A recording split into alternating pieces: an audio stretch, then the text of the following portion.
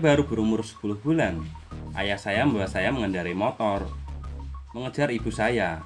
Dia mengebut sepanjang jalan. Tidak mudah untuk sampai di bandara, tetapi ibu saya sudah naik ke pesawat.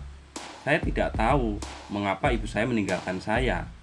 Ternyata saya mendengar ayah dan ibu saya tidak terlalu mengenal satu sama lain. 20 bulan yang lalu, pada saat ibu saya berpergian ke Meksiko, di sana pertama kali mengenal ayah saya. 20 bulan kemudian, saat kedua kalinya dia bertemu ayah saya, dia membawa saya di sisinya.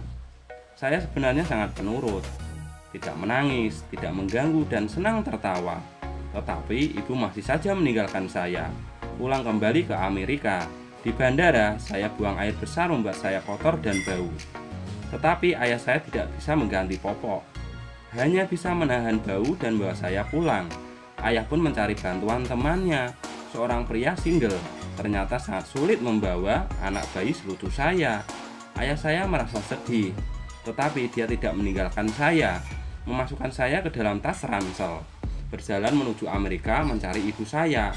Ayah saya sangat perhatian, walaupun saya sudah tertidur, ayah saya tetap memberikan saya susu. Saya selalu dikagetkan dibuat ayah saya, tetapi saya tidak pernah menangis. Mungkin saja saya anak yang baik.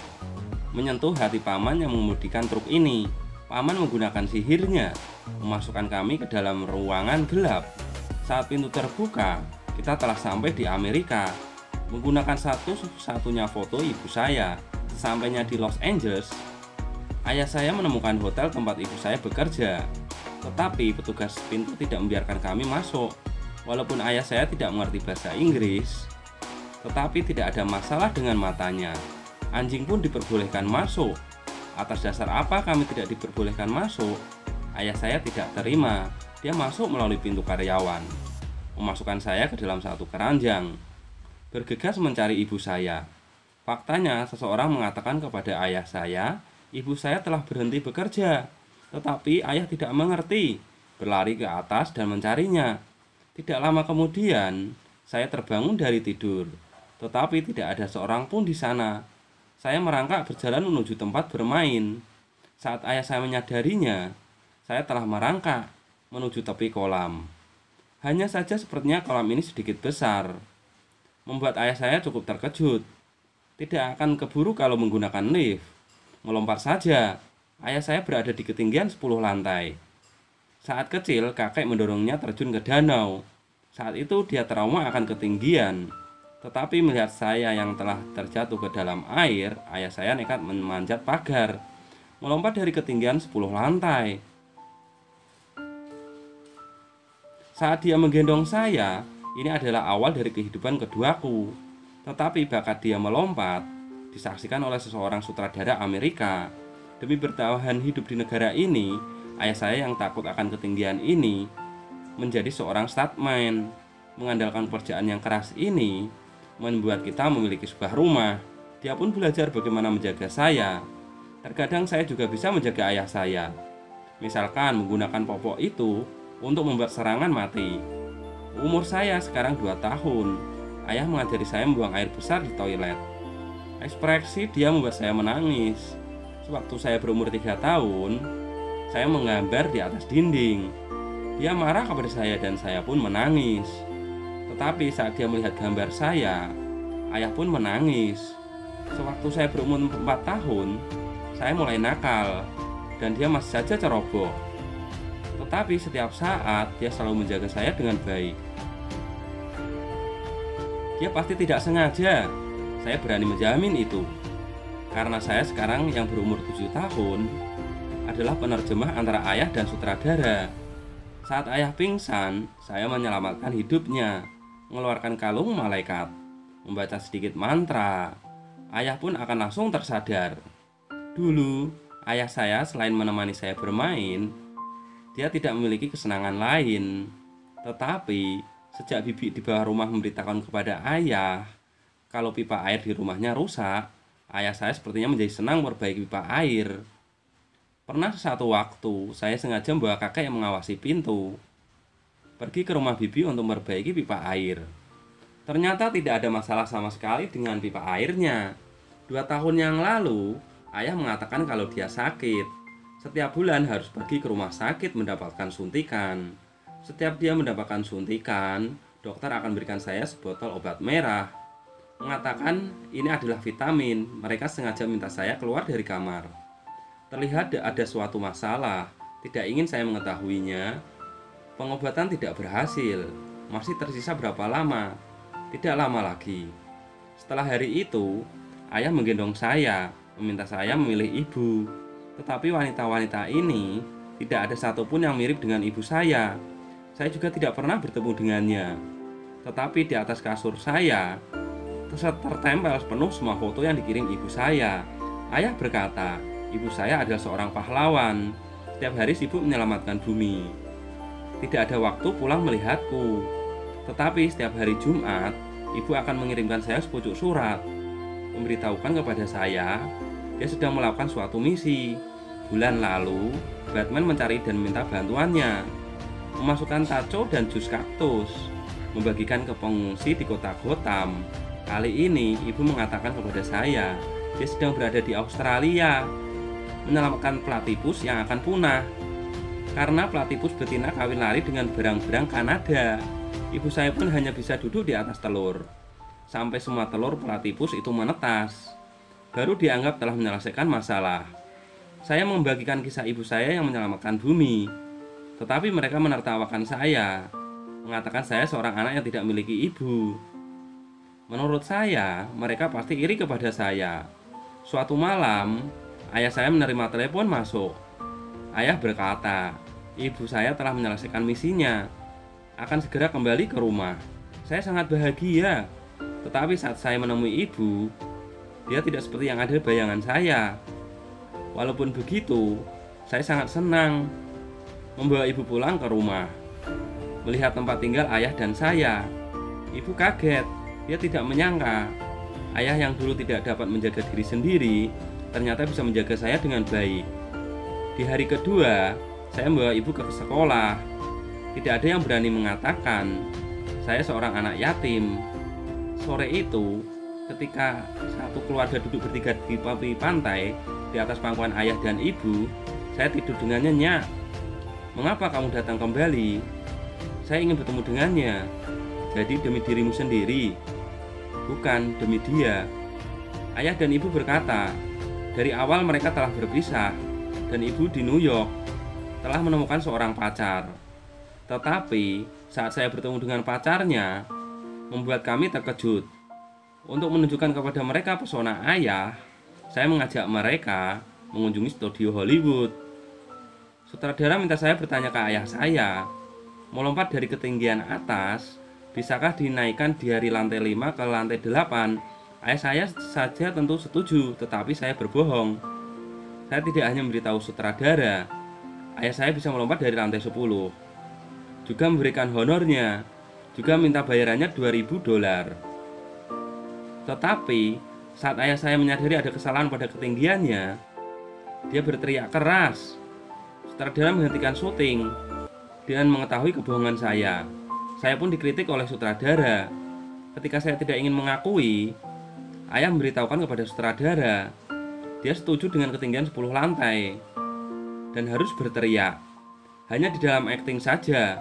Lalu dia mengetahui ini akan mengancam nyawanya, tetapi dia tetap meloncat dari ketinggian lantai 10. Semua orang yang ada di sana terkejut. Hanya saya saja yang dengan tenang mengeluarkan kalung malaikat, mulai membaca mantra. Tetapi kali ini dia cukup lama terbangun dari sadarnya. Saya pikir saya telah membaca mantra. Ibu memberitahukan saya, selama ini dia sama sekali tidak pernah menuliskan surat untuk saya. Dia juga bukanlah pahlawan. Dan saya sama sekali tidak bisa melakukan sihir apapun. Dan yang paling penting, ibu dengan jujur berkata, di saat saya berumur 10 bulan, dia meninggalkan saya. Saat itu juga saya menangis. Bukan karena ibu saya, tetapi karena ayah saya. Sampainya di rumah, saya merobek seluruh foto dan surat yang ada dan memukul ayah saya dengan tangan. berteriak mengatakan dia adalah seorang pembohong. Walaupun saya sangat marah, tapi dia tetaplah ayah saya. Beberapa hari kemudian, kita masih bisa bermain bersama. Tapi ternyata, ibu yang baru saya temui tiba-tiba membuat ayah saya mendapatkan surat dari pengadilan. Ibu memberitahukan kepada hakim, profesi ayah saya terlalu berbahaya, tidak dapat menjaga anak dengan baik. Ayah saya sangat sedih. Dia mohon pada ibu jangan melakukan ini kepadanya. Tetapi ibu saya bukan hanya tegas, tetapi juga mengundang seorang ke kantor mereka, seorang pengacara terbaik. Benar, ibu saya yang sekarang telah menjadi seorang pengacara. Maka dari itu dia percaya dia akan menang. Demi memenangkan persidangan, ayah berhenti dari pekerjaannya di Hollywood.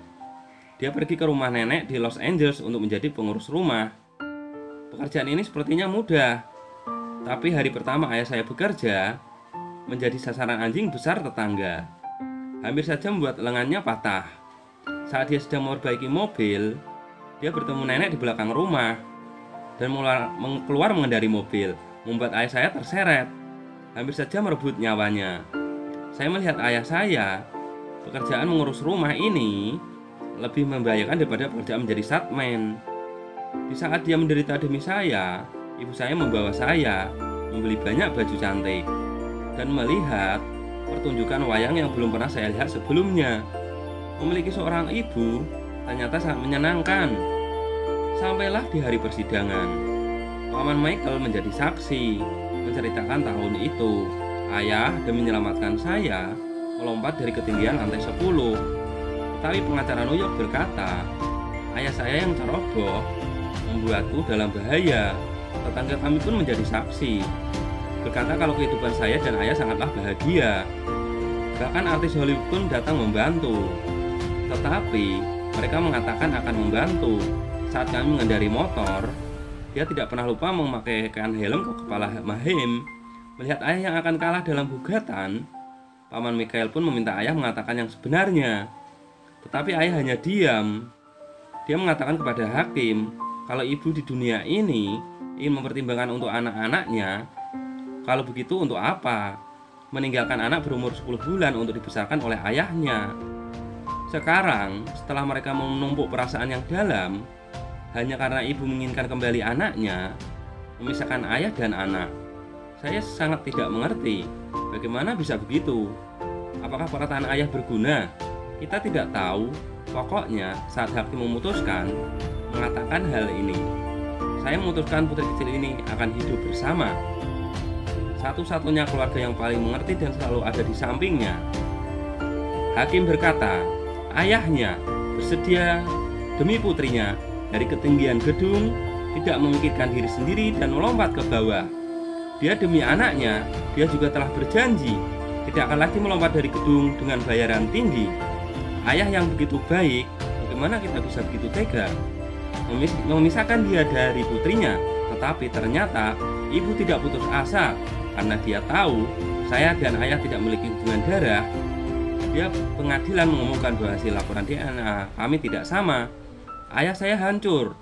Dia tidak dapat berpikir mengubah putri satu-satunya, bahkan tidak memiliki hubungan darah sama sekali.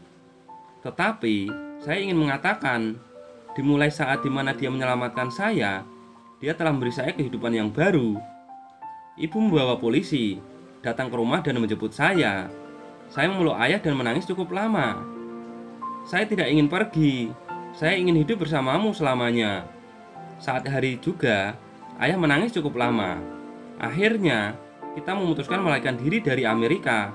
Seperti saat kami datang, kita pun kembali ke kampung halaman kami, Meksiko.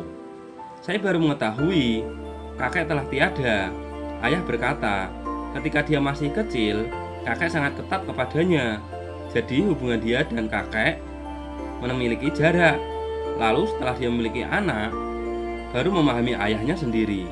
Kata-kata ini saya tidak terlalu mengerti.